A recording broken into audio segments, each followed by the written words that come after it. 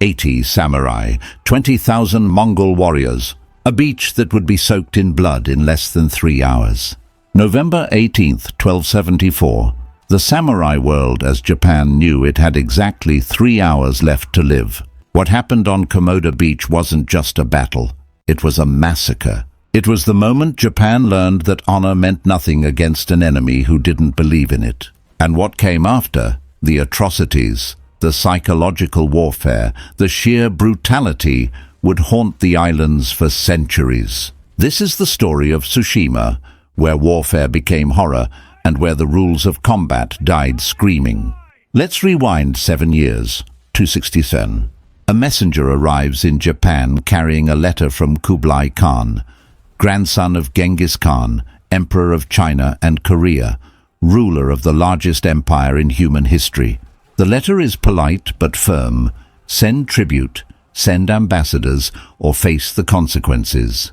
Japan's response? Absolute silence.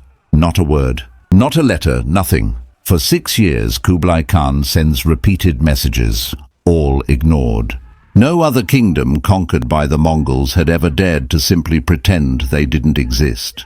But Japan did, and that silence would cost them everything. Here's the problem. Japan had never been invaded. The samurai were elite warriors, yes, but they'd only ever fought each other in civil wars. Their entire combat philosophy was built around Bushido, the way of the warrior. One-on-one duels, announcing your name and lineage before fighting, dying with honor. It was beautiful, ceremonial, almost theatrical. The Mongols?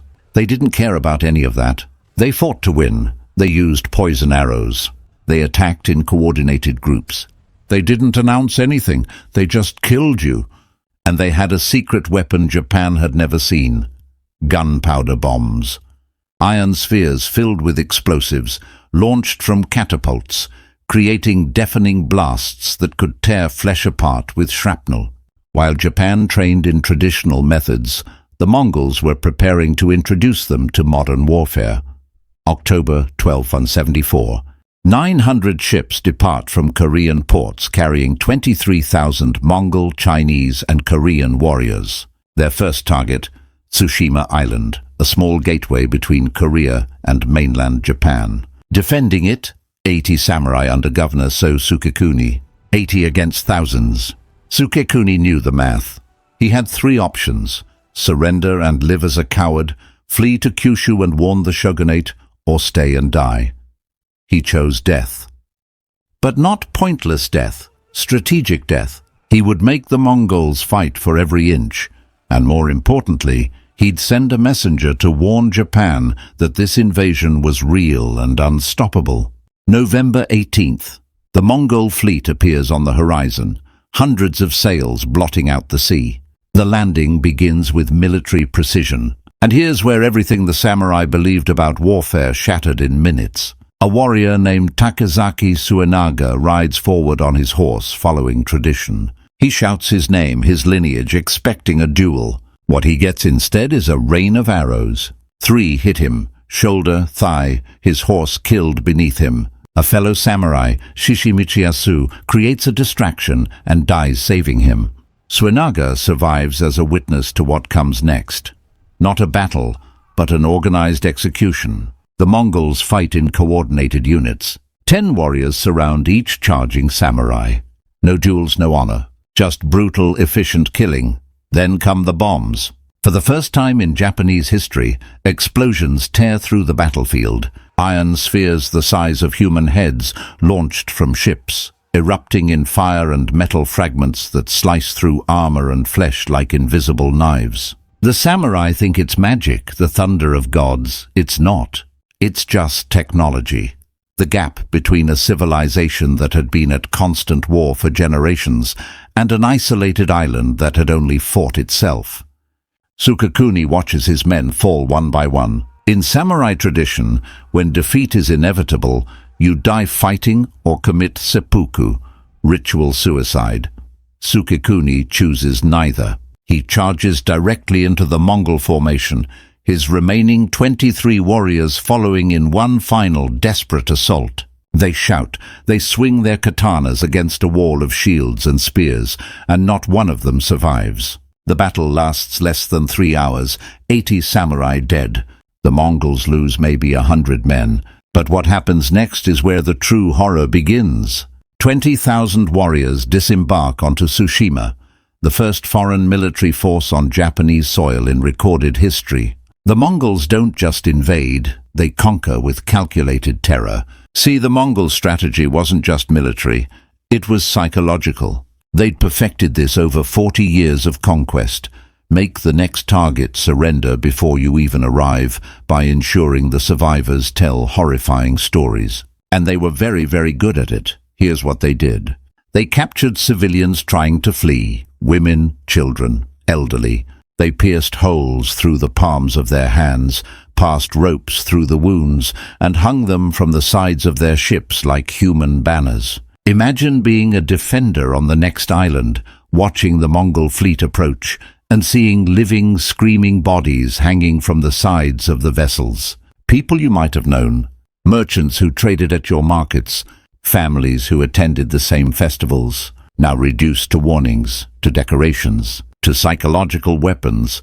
But they didn't stop there. The Mongols beheaded captured warriors and piled their heads on beaches in macabre displays. Body counts made visible, impossible to deny. They didn't hide their atrocities, they advertised them. They wanted word to spread. They wanted the next island to be paralyzed with fear before they even landed. And it worked. Tsushima fell completely in 2 days. Before he died, Sukekuni's messenger escaped to Kyushu, bringing news that seemed impossible: an immense fleet, thousands of warriors, weapons that exploded like thunder. Tsushima destroyed.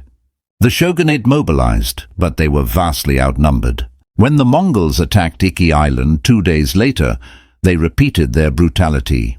Governor Taira Kagetaka and his 120 samurai fought with improved tactics, guerrilla warfare, ambushes, strategic positioning, but they still fell. More pierced hands, more piled heads, more bodies hanging from ships like grotesque flags. By November 23rd, the Mongol fleet reached Hakata Bay on Kyushu's coast.